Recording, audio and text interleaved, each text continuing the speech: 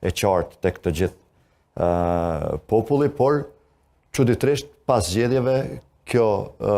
kartë e vetëvendosjes ndryshoi, akoma nuk dihet si dhe pse, sepse akoma nuk ka një verzion zyrtar të lëvizjes vetëvendosje pse Vjosa Osmani sot nuk është presidente e vendit. Kemi dëgjuar disa versione nga disa persona dhe kemi dëgjuar nga një person disa versione.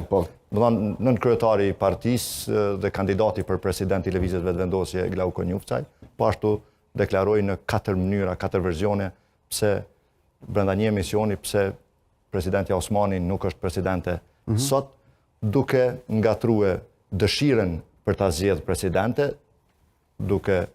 ofruar mundësinë edhe bashkëpunimin me parti tjera, duke kërkuar nënshkrimet dhe propozimet e partive tjera për ta bërë presidente, ndërkohë që gjatë emisionit tregonte që nuk e kemi ne për detyrë ta zgjedhim një presidente e cila do na sulmonte, që tregon që nuk e kanë pas për qëllim ta zgjedhin presidente, ndërkohë që akoma vazhdon prralla për dëshirën për ta zgjedhur presidente dhe pamundësinë për ta bërë presidente. Dhe ne nuk e dim a kanë pas dëshirë për ta zgjedhur presidente dhe s'kan pas mundësi, apo me vërtet thjesht s'kan pas mundësi për ta bërë presidente. Dhe dështimi për ta bërë presidente, apo dështimi me anë të vullnetit të tyre për ta bërë presidente, unë besoj që ka sjellë një situatë ku populli duhet ta jap fjalën e vet edhe një herë që presidenti Osmani të zgjedhet sërish presidente dhe këtë do të flasi populli, unë besoj në zgjedhjet e ardhshme dhe do ta kuptojë edhe lëvizja vetëvendosje që